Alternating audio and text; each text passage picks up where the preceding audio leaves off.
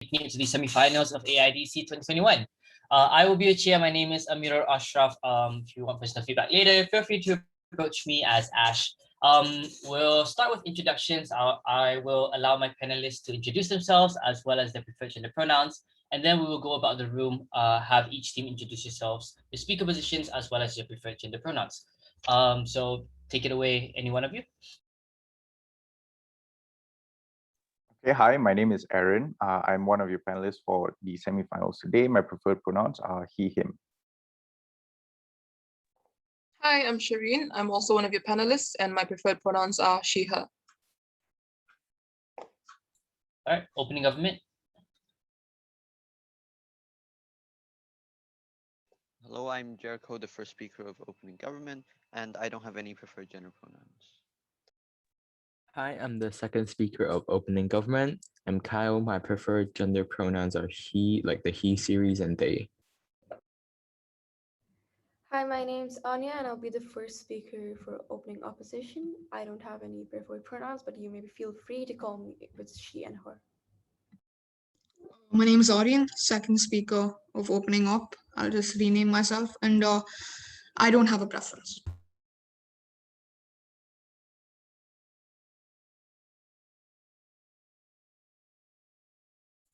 Closing government. I'm Bernice. I'll be the first speaker of CG, and the preferred gender pronoun will be she or her. I'm Alex. I'll be the whip.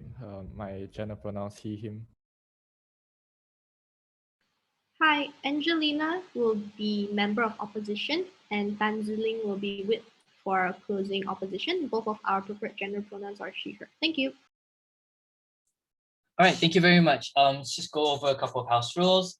We will not be showing you a timer, but we will do our very best to indicate the time in the chat box at the first minute, the 6th minute, as well as the 7th minute. Secondly, if there's a preferred way that you would like your POIs taken or given, please do state so before your speech, as we're able to avoid any mishaps or confusions mid-speech. Yeah, so that's all I have. So let's get started. On the motion that this House regrets the peer review system in academic journals, let's call upon the Prime Minister here. Hello, am I audible? Yes, you are. Okay, great.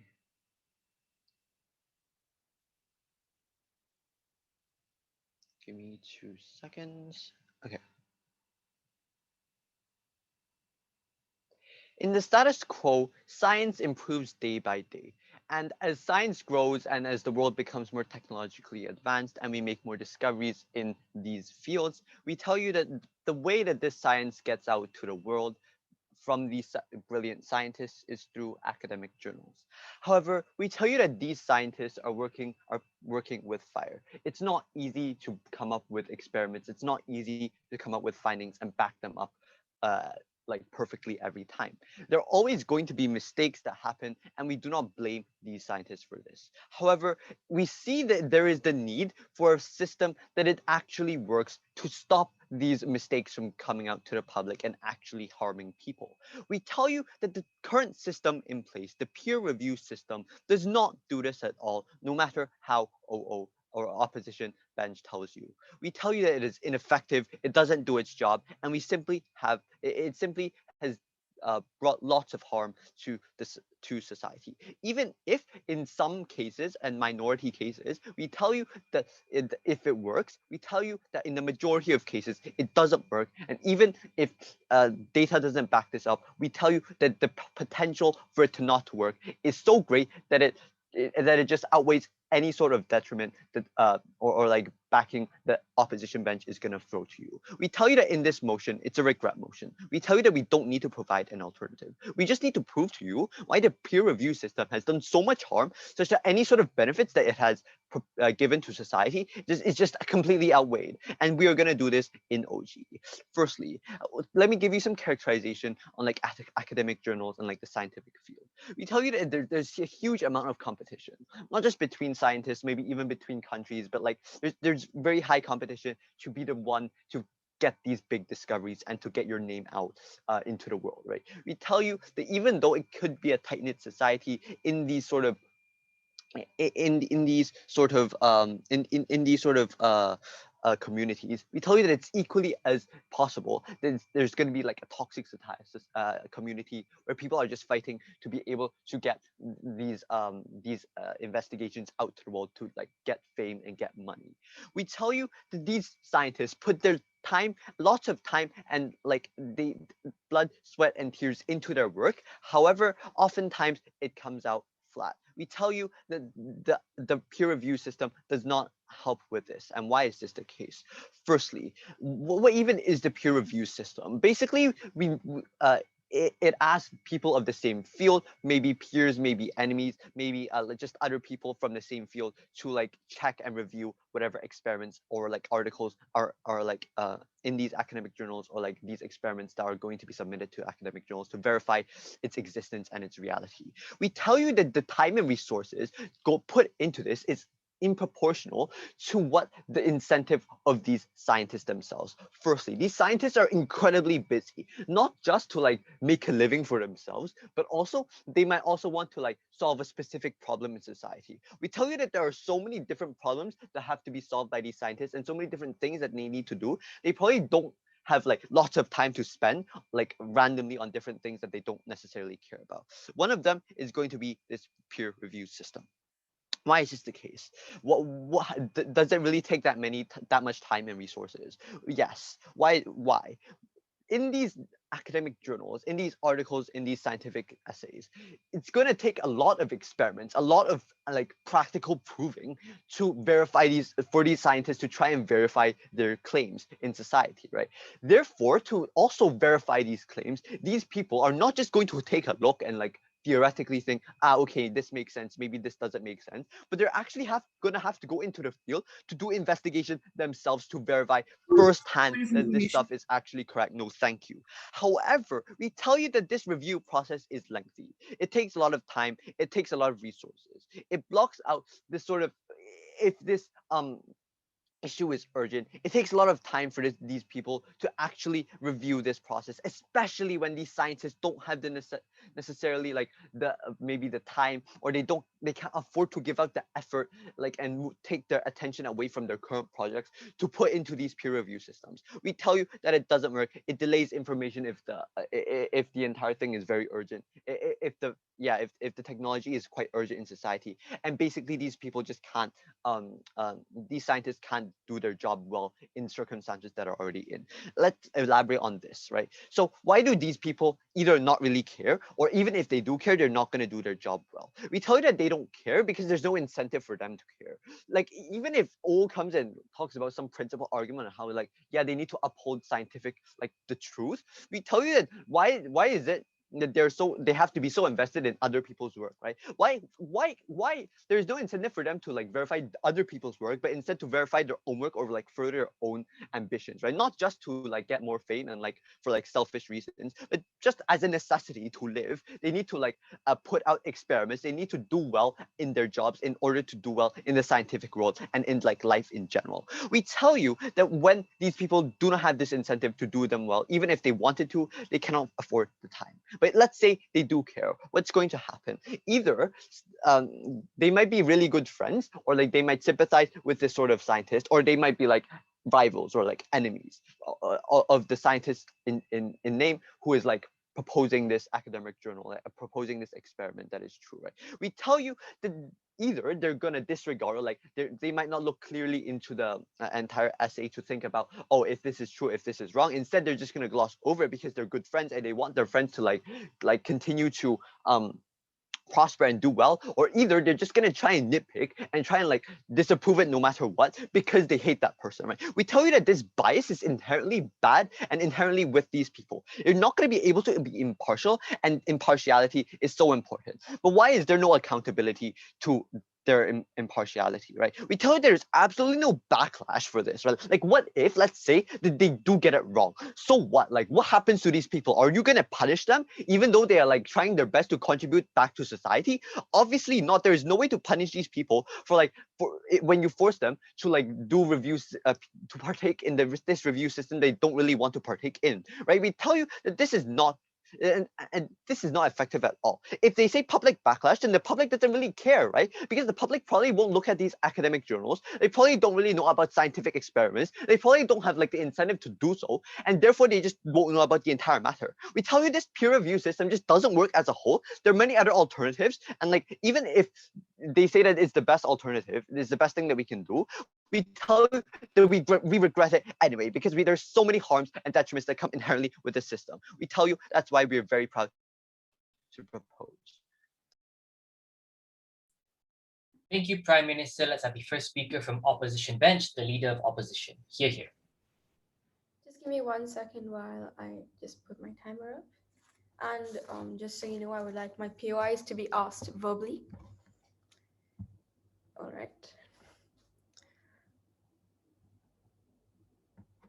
And I will just begin now. Just give me 1 second.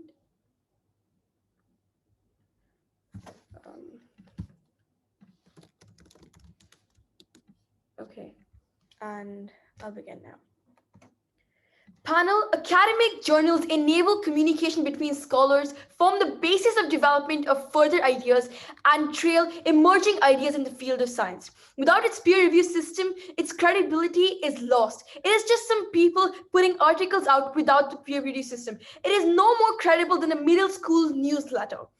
Good afternoon, ladies and gentlemen. My name is Anya Khandelwal. I will be the leader of opposition in this debate today. And I will prove to you throughout my speech on why this motion must not be passed.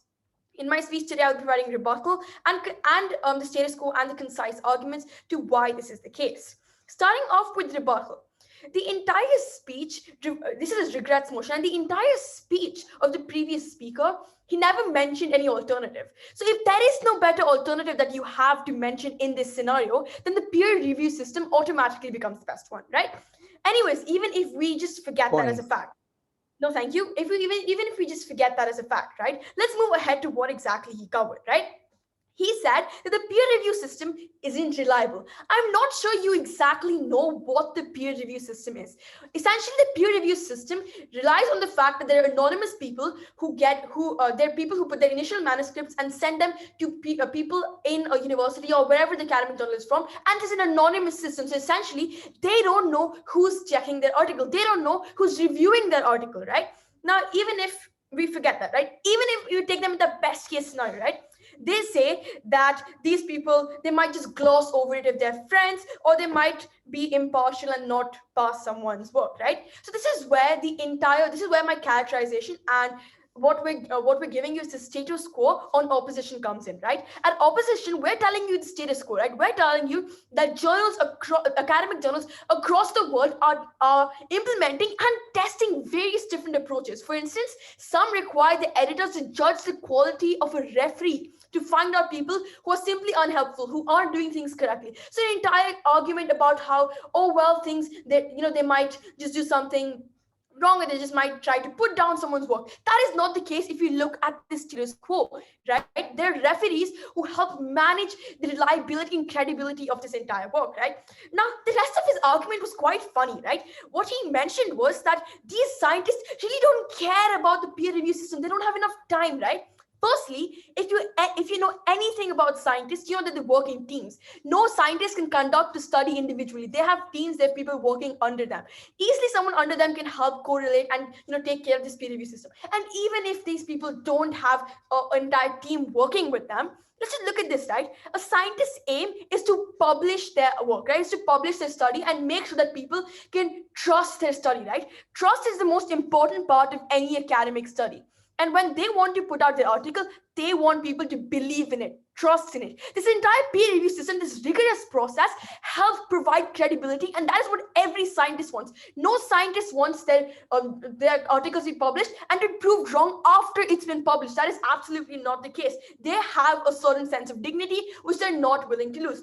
He also spoke about how, academic journals will just let it go. If there's something wrong and the academic journal publishes it, the academic journal's own image will go down. So I don't find any incentive for academic journals to mess around there as well. And these people in academic journals are dignified people. They are excelled in a certain field. And so essentially, you cannot expect them to purposely try to bring down the name of the academic journal, because they will be held accountable for it no matter what, right? Now I will move on to my argument and I will just refute any other arguments, so forth, right? So in my argument today, I will giving you two main arguments, right? Firstly, about the reliability, right? The entire argument that the opposition, the government gave, right? POI. No, thank you. I will give a counter argument to that, right? The reliability by fact-checking people in the same field makes your study legitimate. All a scientist wants is that his study gets published in the best of the limelight and people believe in it. Because science is a field that's moving exponentially. To get out there and to find resources, to find studies, this means that they're moving society forward, right? They're not just moving themselves, they're not just gaining money, or they're not just gaining traction, right? What they're doing is they're moving science forward, right? And that's the entire point of the peer review system, because we don't want to publish theories that don't work. We don't want to publish some psychological theory which makes no real sense about the human mind, right? We want to put something which is real, legitimate, and moves society forward. And that is what happens with the peer review system. And that is why billions of people around the world trust these highly reputed academic journals, right? Secondly, we must remember that we need to look at these referees, the ones that I've mentioned in my characterization, the ones that I mentioned in the status quo. There are referees watching out. There are referees who are overseeing everything that is happening in this peer review system.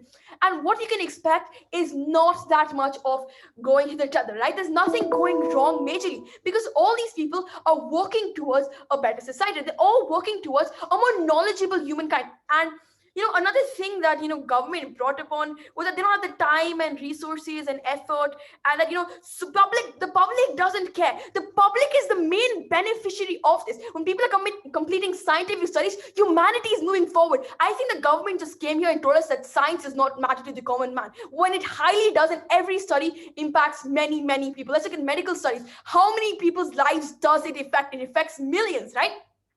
Now let's look at another argument that we have, right? We're advancing in legitimate work. So the entire humankind, our species, is moving towards a better future. We're getting to know more about ourselves, more about the universe. Physicists are trying to find out what it is about the universe. Biologists are trying to figure out about our DNA. We're getting to know so much more so that we can move towards advancement. This is not just the own scientist gain. It is the gain of the entire society, which is the major stakeholder here. Now let's just look at the final argument, which I'll cover in brief, and my next speaker will dive upon it more. Let's look at the networking, right? When people are working in peer review systems, it causes networking. People are talking to each other, people are discussing, this initial manuscript is being discussed, and people are working towards a more advanced thing. Right? So if anything's wrong, if anything requires more references and citations, that is put in place. So what happens is that these people are able to put the brightest of minds together towards what is known as more advanced science and more advanced knowledge in that entire field. So overall, we're working towards a much better society because A, we're having these people use legitimate work. B, it's helping the entire society, which is the main stakeholder. And C, we're having this peer review system because it is the best option available out there and is also being put through by referees right now, which the entire government had forgotten in their entire speech. Panel, the field of science will suffer greatly, and so will the future of humanity and knowledge without the credibility of the rigorous peer review system. And for all these reasons and more, I beg you to oppose in today's debate. Thank you. Thank you, Leader of Opposition. Let's have the next Speaker of the House, Deputy Prime Minister. Here. Yeah, can everyone hear me? Yes, we can. Okay, great. Give me a second to set up my timer.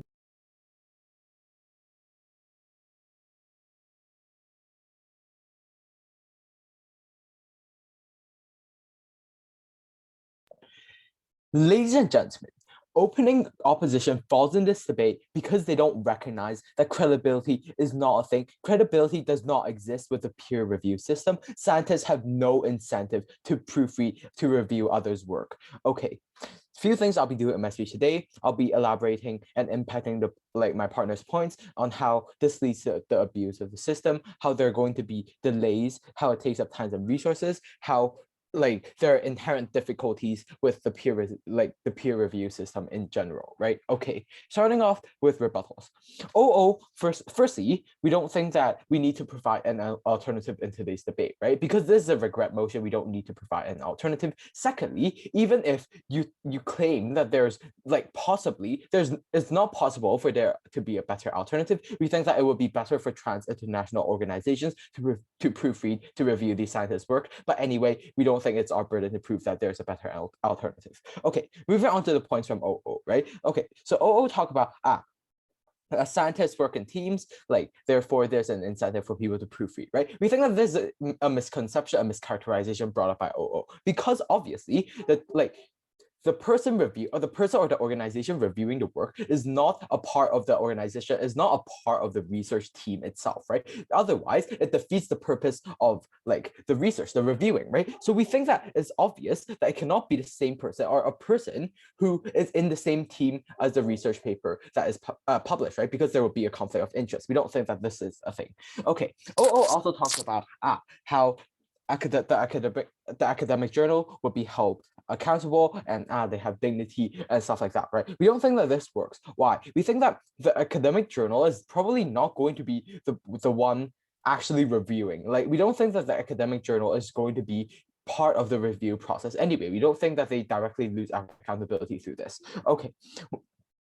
And we also think that like it is likely for the public to not be able to recognize this kind of information. We think that this kind of information probably like if it is wildly wrong, we don't think that the scientists would release it anyway, because the scientists releasing this kind of information has their own accountability to think about. We don't think that the scientists would release like things that are like completely wrong, that are obviously misleading. We don't think that this is the thing, right? They talk about how referees will oversee the entire process. We don't think that this is effective when there are like millions of information when there are millions of research papers being released every day. We don't think that the refereeing process can possibly be an effective one, right? Okay, lastly, on their biggest point about credibility and how it helps the society, right? We don't think that credibility exists in this system because we already tell you that there's a lack of accountability for the person who is actually reviewing, like who is actually involved in the reviewing process because of the anonymity, right? We also tell you how like there's no incentive for these scientists to seriously proofread others' work, right? We think that like because there's a lack of accountability, because they have their own research, their own projects to carry out, and we already tell you how the reviewing process is going to be a lengthy one, that like requires a lot of time and resources. We don't think that there's an incentive for scientists to seriously proofread others' work, right? After all, if the other scientists release bad work, like work that is false, and if they're called out by the public, it doesn't affect the scientist who is doing the reviewing, right? It might actually even help them because they eliminate a direct rival, right? Okay, moving on to my substantives on how it actually like leads to the abusive system, how it like takes up too much time and resources, and the difficulties with the peer review system in general, right? Okay, we think that firstly, the abuse of the system exists because of the lack of impartiality, right? We think that there are many colleagues or rivals in the same field, right? We think that when, like, let's say you are reviewing a colleague's work, we think that when this happens, it is much more likely for you to just look over the work, to skim over the work, but not necessarily ban the work from being published, even if you see some minor flaws, right? We tell you that science is very important. It is crucial for science to be like correct down to like the word, right? This is why we think that it's much more likely for people to let others off the hook if they're like colleagues or friends. We think that there's a conflict of interest here. And we think that also if you're someone's direct, it's even likely for people to like plagiarize others' work, right? Like say if you ban others' work and then you plagiarize this and claim it as your own. We think that this is also something that is likely in the system. We don't think that refereeing solves this because of the sheer number of papers that are being published every year. We don't think that it's possible for referees to catch all in the system, right? Okay.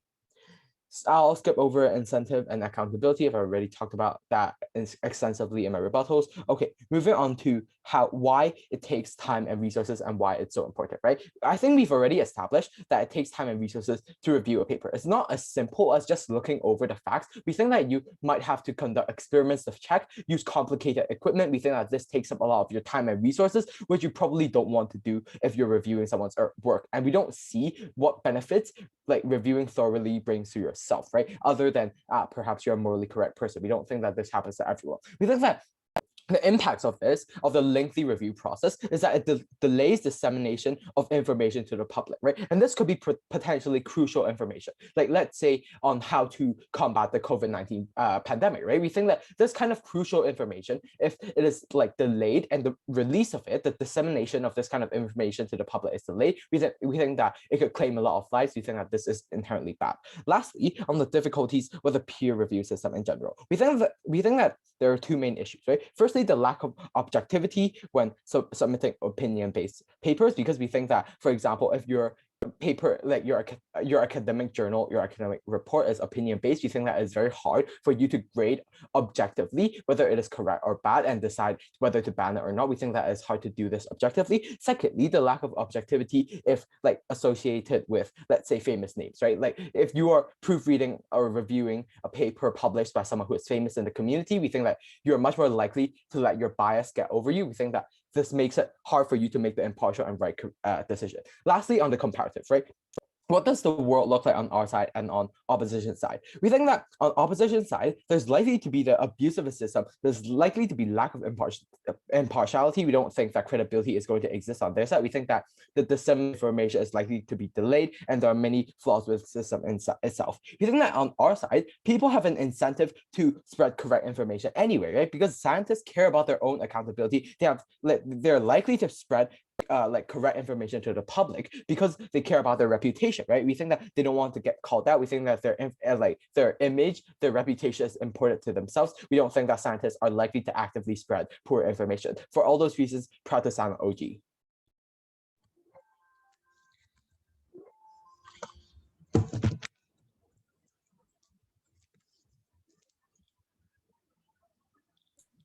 Yep, Deputy Leader of Office. All right, so like since my notes are on a Word document, like I'd really appreciate it if no one wrote anything on the chat, like POIs to be asked audibly. I've also got a personal timer in place here, so even in that sense, it shouldn't really be a problem. Yeah, so I'll start in 3, 2, 1. Panel, we request you not to base your decision on words of someone that suggests that scientists won't do something efficiently, referees won't do something efficiently, just because there's a lack of time and place in their busy lives. We tell you to trust the decisions of highly acclaimed researchers who all claim that the peer review system is the most effective system there is. And throughout my speech, I'll be explaining what they use to back up these claims. But before that, I'm going to rebut every single point, sub-point, and absolutely diminish the case of opening government, right? Their first argument was that scientists are too busy for something that they don't care about. As a result, they don't do it properly, and obviously they don't have an incentive, right? So we tell you that this is simply untrue, right? We have referees in place to ensure that there's no mishaps in this entire process. These referees are effective because there's one referee assigned to each research paper. There's one referee assigned to each person, and in the vast majority of cases, unless we're looking at really low-level journals, these referees are paid as well. So there's incentive for these referees to act in an efficient manner, right? And another thing they said is that there's no incentives for the scientists to actually review the work in an efficient manner. We tell you that this is simply untrue, right? There is a lot of incentive for the scientists to peer check someone's work. One, the scientist is credited after the work is published, right? Not only the author or the editor, also the person that does the peer reviewing, they are also edited. So if there's some wrong information out there, they are also held accountable. Their name is also tarnished in the sense that their credibility goes down. So there is incentive because one, because one, that obviously, as my speaker mentioned, there's some integrity there. They want to move forward in terms of scientific advancement, and two, because like if they don't do it properly, they're going to get called out, and that their that reliability will go down. And before I move on, I will take a POI. Okay, so you say that these people are going to be anonymous, then you say that you're going to be able to take them accountable. Let's take both sides, right? If they're anonymous, you're obviously not going to be like able to take them accountable. Let's say they're not, right? So how on earth are these people and the general public going to like focus on this person instead of the person like actually actively submitting the paper? Okay, Why I get do that? Sure. Okay. So firstly, they're not anonymous in every case. They're anonymous only in the case that there's some rivalry present. But even if they're anonymous in every case, right, the people are credited after it's actually published. So when the process is undergone, then the editor and the peer reviewer don't know their names. Like they don't know one another in terms of the names and whose work they're checking or who's checking their work. But after the work is published, their name is put out there, and that's why if somebody calls them out for putting out false information, their credibility goes down. Maybe not as much, but it still goes down. And that's why that's enough of an incentive for them to work in an efficient manner, right? They also said that there's no accountability. As said earlier, scientists run on credibility, right? There's no scientist in the world, there's no academic in the world that's highly respected and isn't credible at the same time. So for them to be considered as credible, they have to work in a great manner. And obviously they can be called out. Now they said something about rivalry, right? How people would mess up on purpose. Firstly, as said earlier, they have an incentive really not to mess up on purpose. But even if they did, the academic journal is a good judge of whether two people are rivals, right? They work in the field, they know whether someone is a rival with one another, and then they can implement the anonymous system where the people don't know each other. So that is also sorted, and we trust the highly acclaimed academic journals to be able to actually establish whether somebody is a rival or not. And for the lower level ones, it's very unlikely that there is a rivalry present there because they're lower level. And even then, I think the academic journal is a good enough judge, right? They also said that referees are very busy. Obviously, that's not a good enough argument because referees, one, are paid, and like each of them is individually assigned to one assignment at the time. They're not looking after all of the 1 million. No, thank you. They're not looking after all of the 1 million articles that are published in the same day, right? They spoke about time consuming, and then they gave us the example of breaking news, right? Firstly, the academic research journal process by itself is exceptionally time consuming. So if it takes us like even without the peer review system, it's very time consuming to actually put together a whole research paper. So if it takes us some more time to actually check that, we're fine with it, because if all of that work is actually done, we want to check that it's reliable, right? They also said that there's a lack of objectivity when there's famous scientists. We tell you that if a famous scientist is doing something, the person that checks his work will also be someone of a similar caliber, because that's how things are done.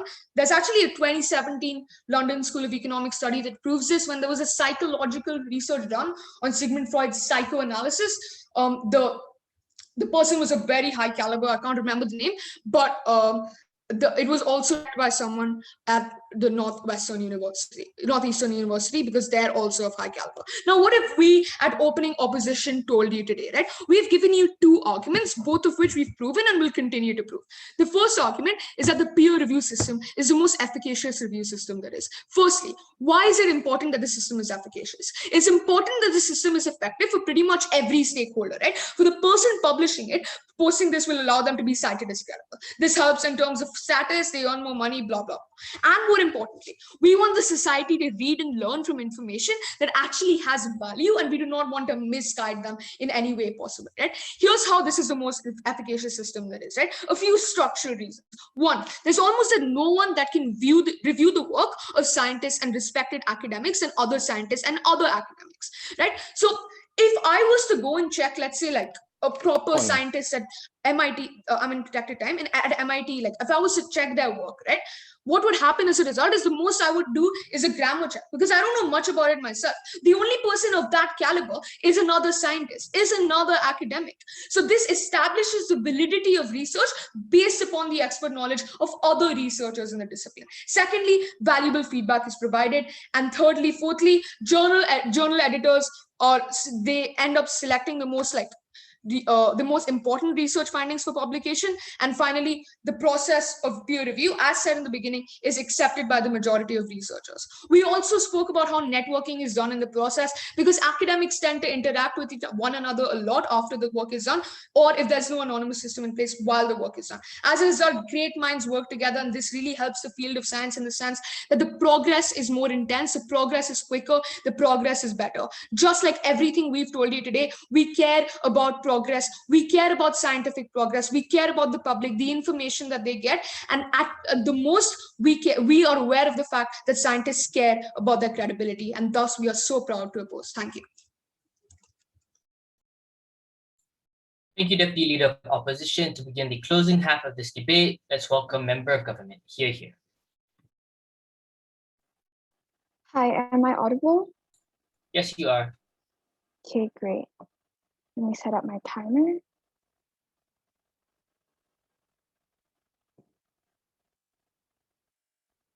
Speech starting in 3, 2. Firstly, let's just flag out why today our case will be different from OG's, and also talk to you about the mechanism that will run in our side that OG does not provide you. Firstly, we heard that OG doesn't mechanize and explain the counterfactual, right? We extend upon their arguments with our counterfactual, and we can prove that their arguments happen on our side, but also even better, and we'll prove to you why is it impactful and why is it important. Firstly, we tell that our counterfactual is to have a centralized objective body that will govern the info, right? It is like an appointed board monitored by government or just scientist groups. Secondly, why is it better, right? Firstly, because they are appointed, right? It allows accountability systems and prevent affiliation compared to private reviews that happen behind doors. It is more transparent and people are able to monitor and see the process of review. Secondly, it has more policies in place to ensure the objectivity. And there are also incentives for them to be inclusive because there's a pressure on these bodies to appear fair, meaning there'll be more chances for these niche academia to be published. And they also have an obligation to be inclusive as they govern the whole body and therefore should allow room for innovation and niche idea. The public will also make sure and pressure them if they include people's research, if they exclude people's research. Thirdly, we also tell that we ensure the proper representation of people, including Black, Indigenous, and people of color, as well as women. Thirdly, we have to identify what are the problems with the peer review system, right? Firstly, it's because it's decentralized and there are no accountability systems. It is also underrepresented by everyone, women, minorities, and people of color. We lack their opinion that differ from the majority, which are important to break free of the echo chamber. And if implicit biases do exist and makes it impossible for these niche academia to be published. And also researchers are able to use the loopholes in these policies to bribe people and give to make sure that they give good reviews or just sell good reviews, right?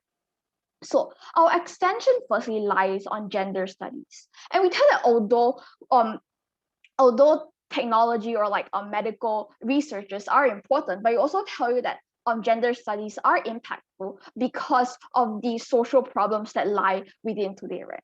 So firstly, why is it not being published right now? Because of political opinion, misrepresentation of these people, women and people of color, right? They are not always represented, and when we cannot ensure this, there will be discrepancies, and any discrepancy is something that's harmful. This happens because people need to pay to be able to access and review, right? Meaning that the rich majority, also known as the cis white males, were dominated. No, I'm so sorry. Why is it important? Compared to technologies, these topics are more impactful and urgent in today's world because it's less researched on because of the taboo surrounding it. Technology is important, but today in our world, with the counterfactual we impose, these research can finally grow, right? Studies relating to the human psyche are more impactful as people relate to them and look for them for validation. These are subjective topics that cannot be done by individual groups of peers that have biases. Why? Because there's something that's subjective and easily swayed by opinion. And it can only be reviewed properly in our counterfactual. And we are able to break through stereotypes and social problems. And there's an objective standpoint because we have proper representation from multiple viewpoints. Next, peer reviewers for these sensitive topics like gender studies normally have implicit political biases. For example, the grievance studies or so-called squared hoax aimed to discredit gender and critical race studies. Academic outlets published hoax studies that got peer reviewed and allowed to publish. And it's biased by political agenda. This proves that the status quo of these aren't good enough. Studies on these topics would therefore be skewed and the knowledge will be devalued when it's handled under biased reviews. This is even better on our side when centralized body consisting of full representation will mean that the presence of a political bias is mitigated. The impact is that important studies will be reviewed objectively, free from the light or right-wing propaganda. This is even more important in a world where more and more people tie a lot of their identity to gender-related studies. People rely on these studies for validation and for their feelings, right? And linked to the gender studies point, niche academia that particularly affect people a lot when it's handled by a biased group of individuals. Then there will be this So a lot of academic works are rooted in opinions, not black and white, meaning that it is easily swayed by representation and opinions. It's true that researchers would be scared to fast check considering their rep would be tarnished, but hence they are unlikely to publish to begin with, which undermines the value of knowledge, right? Controversial and niche areas won't get published. And the impact is that academia becomes politically correct and fuels echo chambers. Secondly, individuals have a bias, therefore they will be swayed by the objectivity.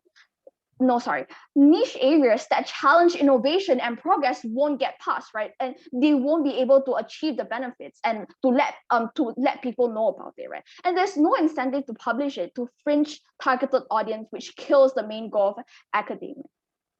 So niche academia that may not be widely recognized by freelance peer reviewers. So they normally operate under echo chambers where there's no system of accountability because there's no way to break free of it, right? So they are likely to be a source of innovation, and niche academia are stuff that goes against the general perception of certain subjects, and when it comes to that, that's different and people are likely to be against it, right? It's important that we have a centralized body to protect these from getting shunned by peer reviewers. The impact is that we are able to break the echo chamber. At the very least, niche academia has the slightest chance to be published. And it allows innovation to happen when you don't have biases to inhibit from being accepted in the academic other than technology. Comparative is that peer reviewers versus centralized body, right? Peer reviewers could be biased towards the niche and unconventional. They don't have an incentive to do so because there's no repercussion that they want to confront. Centralized bodies have an obligation and also incentive because there are accountability system and pressure being put on them, which is why, I'll end my speech here. Thank you. Thank you, Member of Government. Lovely Member of Opposition, here. Hi, am I audible? Yes, you hello, are. am I audible? All right, give me a moment to set up my timer and everything.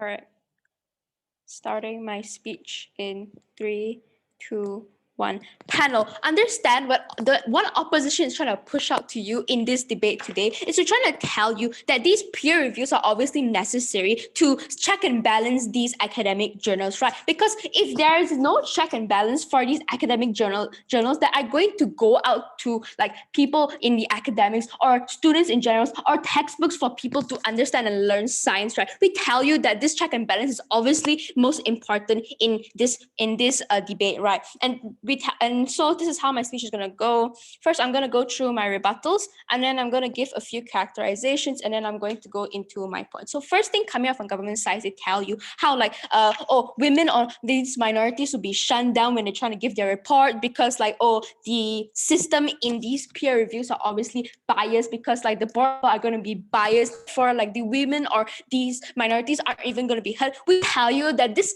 is not mutually exclusive in our world, and we tell you that our board of people on the peer reviews are experts and researchers that are from the same field, and we tell you that obviously there's going to be this diversity in the board, and we tell you that it's going to get a lot of varieties of opinions from these different peoples in the peer review board, right? We tell you that in fact women are more and minorities are more likely to be shunned down on their side because we tell you that when there is no check and balance for these scientists or individuals that are coming from minorities, we tell you when they just publish it to these as academic journals, we tell you that the public isn't even going to look at these minorities if that's what government wants to claim that our board being biased. We tell you that in society in their way is going to be biased as well, right? That's why like the women or the minorities in their way are also going to be looked down on, right? Nobody's going to look at them. Second, they tell you about the individual biasness in these peer reviews, right? But we tell you that in of itself society is already biased, right? We tell you that the majority of society is already biased, right?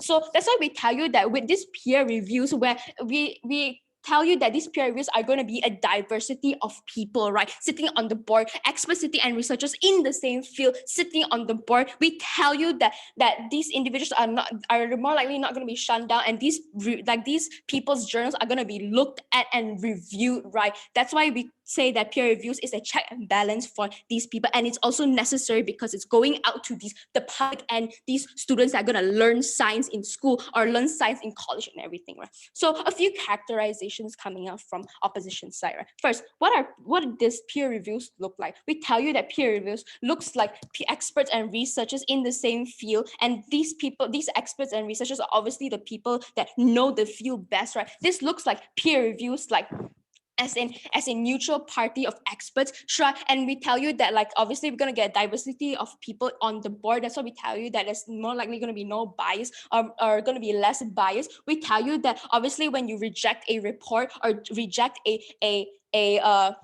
an experiment, there's going to be a fair justification needed as of any board that has it, right? This means that people are going to thoroughly research through and give you an explanation to why they don't want to, why these reports are rejected, right? Second, we tell you that like what credibility looks like. Right? Credibility looks like people believing in the thesis that you write or believing in the reports you write from the public. We tell you, no thank you. We tell you that like we tell you that credibility is very important because obviously we need people to believe that you're. Tell you that because of like the tainted reputation that is going to come out on government side, we tell you that credibility is obviously going to be less in their world, right? So what does scientists look like, right? Scientists looks like people who want to do greater good for society and to learn science, right? We tell you that these scientists are obviously going to work hard into getting their report out there and getting it right so that people can learn, and they obviously want the best for society to learn new things, right? This is what scientists looks like, in society, right?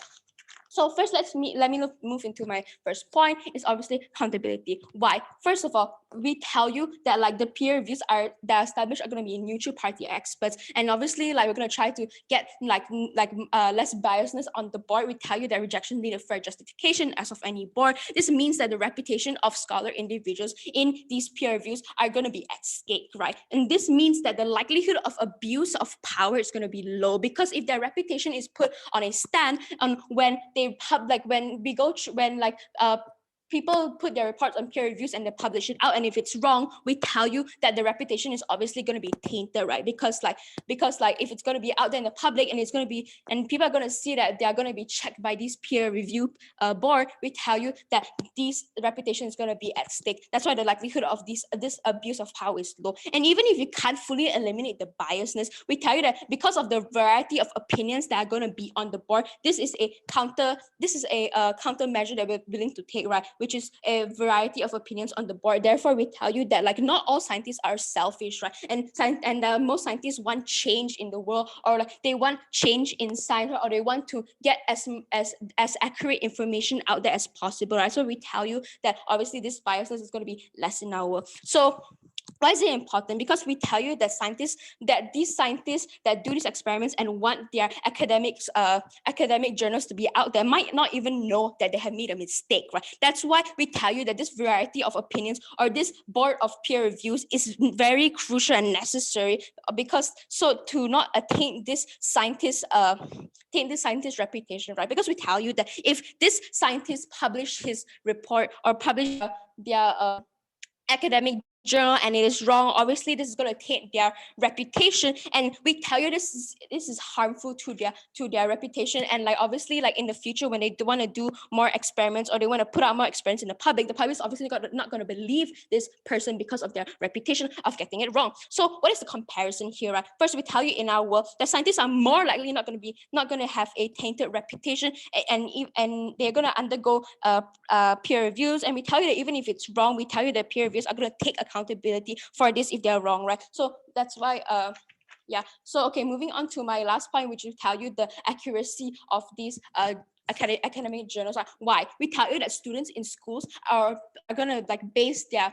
learnings on these academic journals, right? And this is why we tell you this is crucial for peer reviews to academic journals is accurate. So why is this important? First, we tell you that it is obviously hard to take down these academic journals that are wrong, and it's very hard to eliminate them from the internet and the books itself, because it's obviously going to spread by people, right? Second, we tell you that this is obviously going to taint the reputation of academic journalists, and we have already explained it in our point, right? So what is the comparison here? We tell you that the outcomes coming out from opposition side is we obviously have peer reviews to check and balance these academic journals so they can be as accurate as possible and given to students. And even in this case where these peer reviews journals are inaccurate, we still tell you that even though they are wrong, we tell you that now there's more of an incentive to make sure that these journals are accurate, rather than in government's world where like these things are going to be published without even being checked and balanced, right? With that, I've never been prouder to. Thank you, member of opposition. Let's have the last speaker from government bench, government whip. Here. Hello, am I audible? Yes, you are. Okay, give me a few seconds to organize my notes. Thank you.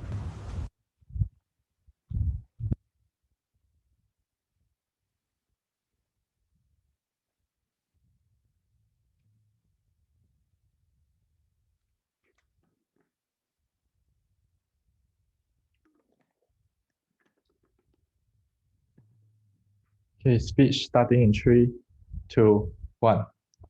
So before I go into the main substantive of my speech, let's first take down the whole closing opposition's case.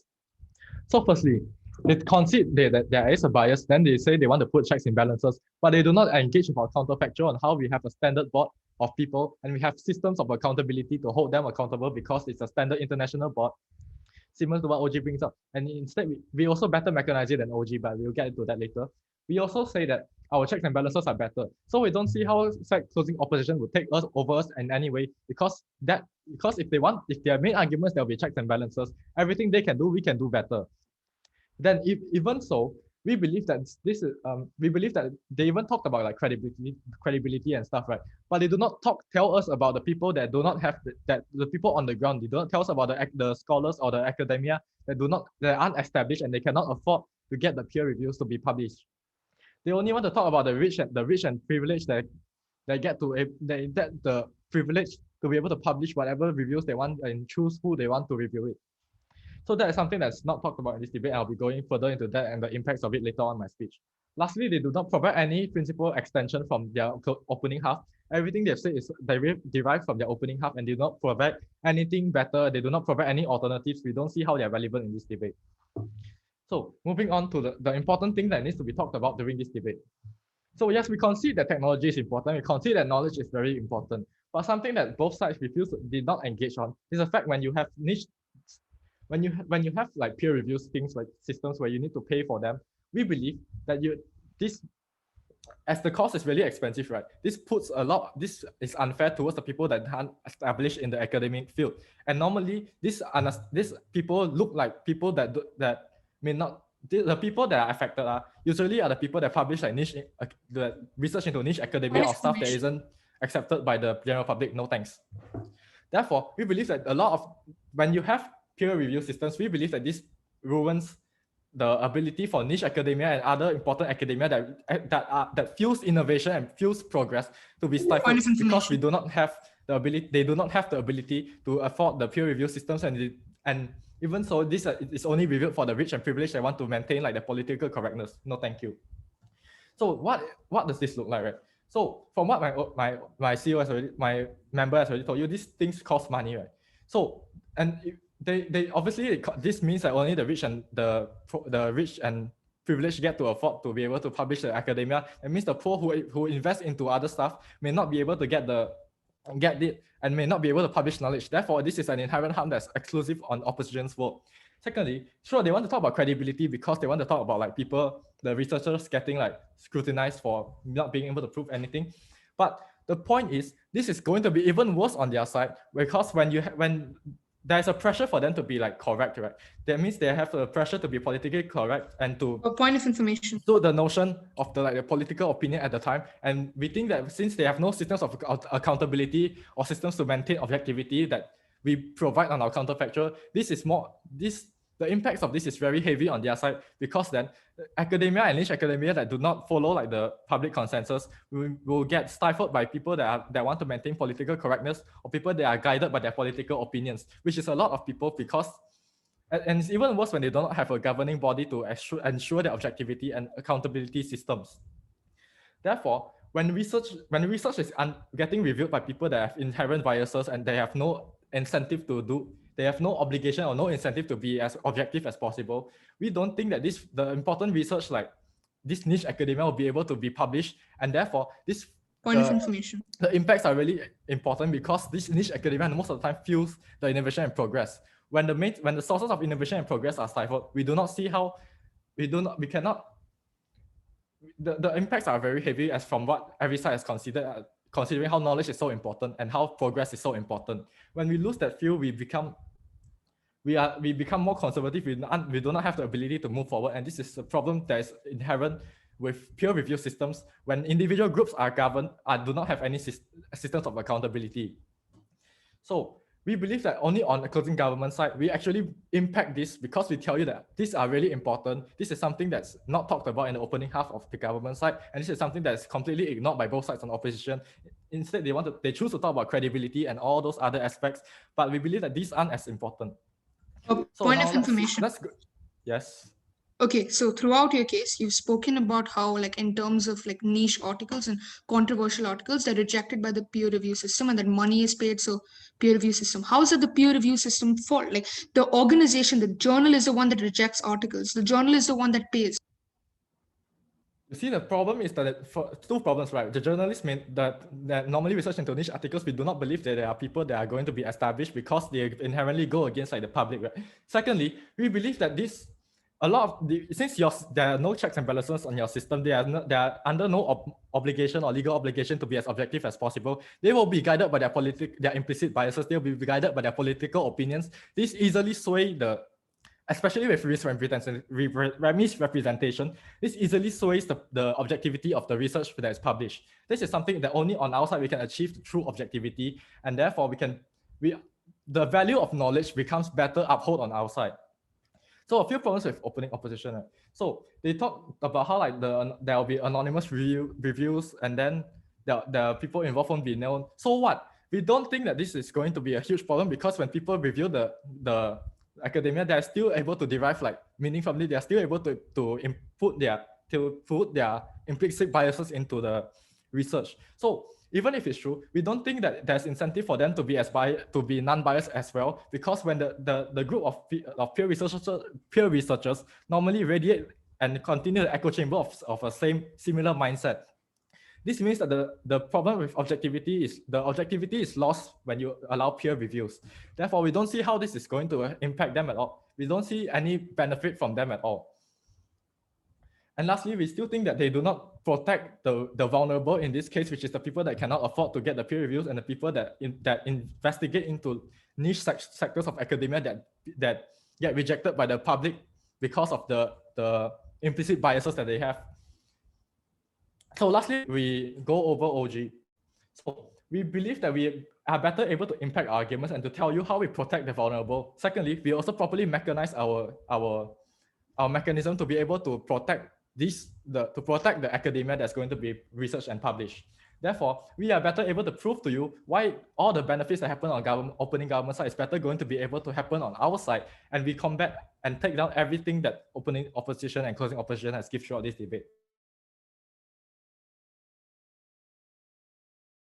Thank you, Government Whip. Let's have the last speaker of this debate, Opposition Whip. Here.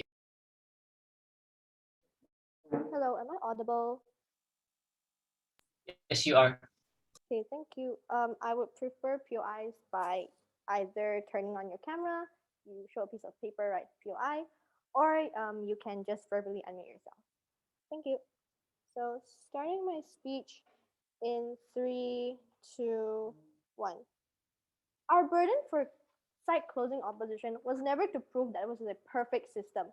Even if this is a flawed system that site government like refused to engage on our best case, we still think there's necessity for this system to be in place. We don't think that site government sufficiently told us why it was regrettable.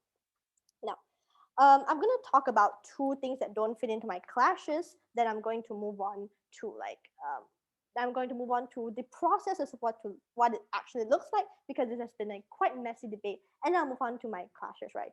First, engaging on closing government, right? They didn't have to provide an alternative as to or they didn't have to prove why the alternative that they provide was arbitrarily better. They had to prove why the current system we currently have, the peer review system, is flawed, but we don't think that they sufficiently proved that, right? For a few reasons. First, they talked about individuals or the scholars that are currently in the board are individuals that are ignorant and aren't progressive and wouldn't accept niche studies or would reject papers from minorities, right? First, we question on then, if you aren't going to refer to the already established professionals that they claim are inherently misogynistic or inherently ignorant, then we question who are you going to appoint to be the board? Because if it's true that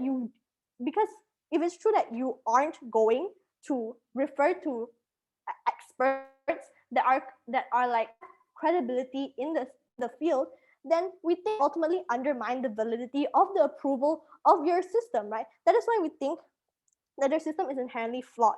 But next, they talked about niche studies, right? First, we don't think it's part of the debate because if it's true that it's niche, then we don't think the impact is extremely big, right? But if it's true that individuals on their side are progressive, then we wonder why the same individuals couldn't be progressive on our side, right?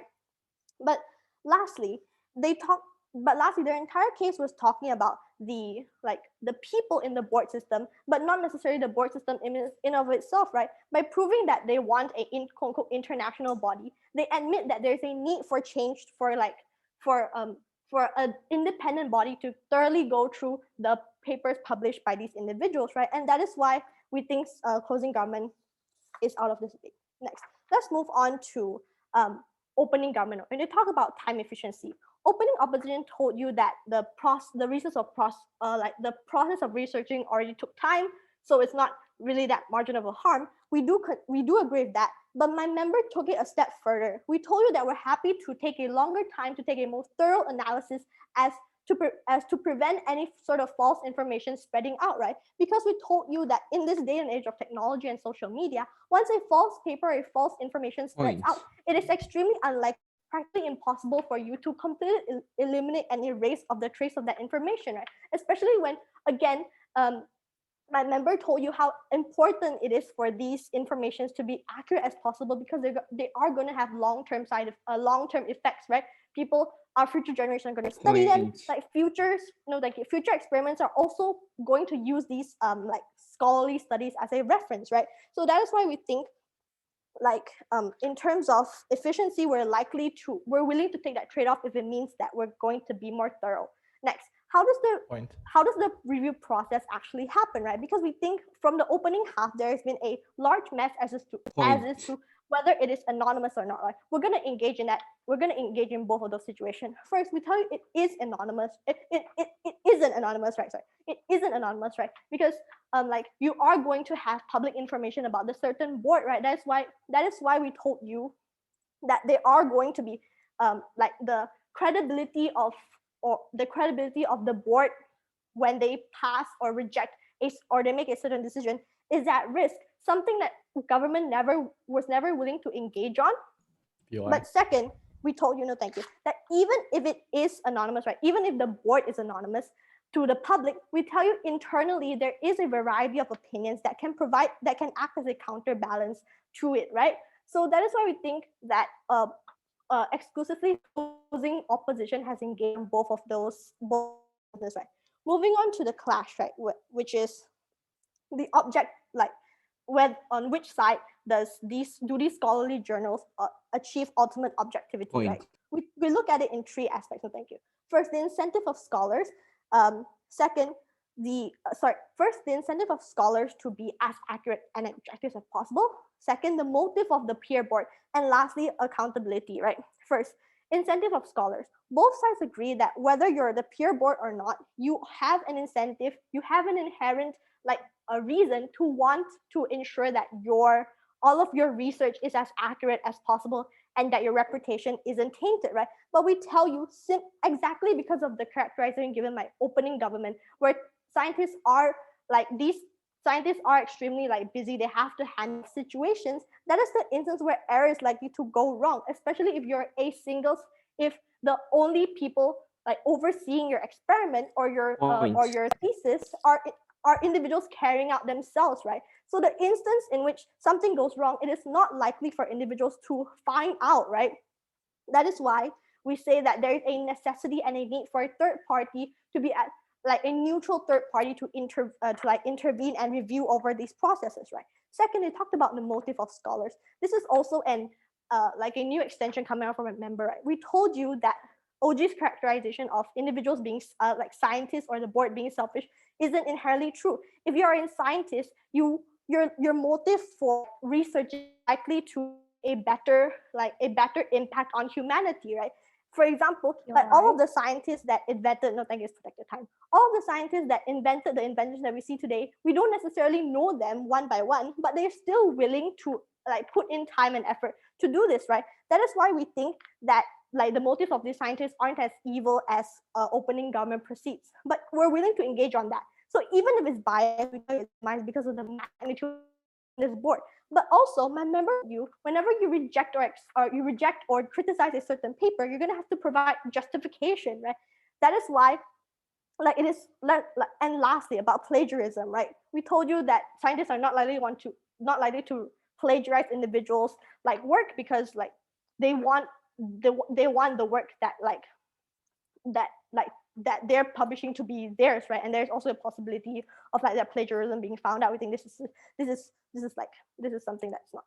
So, conclusion: we are the only side that has engaged on both, on the best and worst case of each side. Even if the system is flawed, it is necessary. Proud to oppose. Thank you, Opposition Whip, and thank you to all speakers of this debate. All of you can head back to the main session, and we will announce results once all of the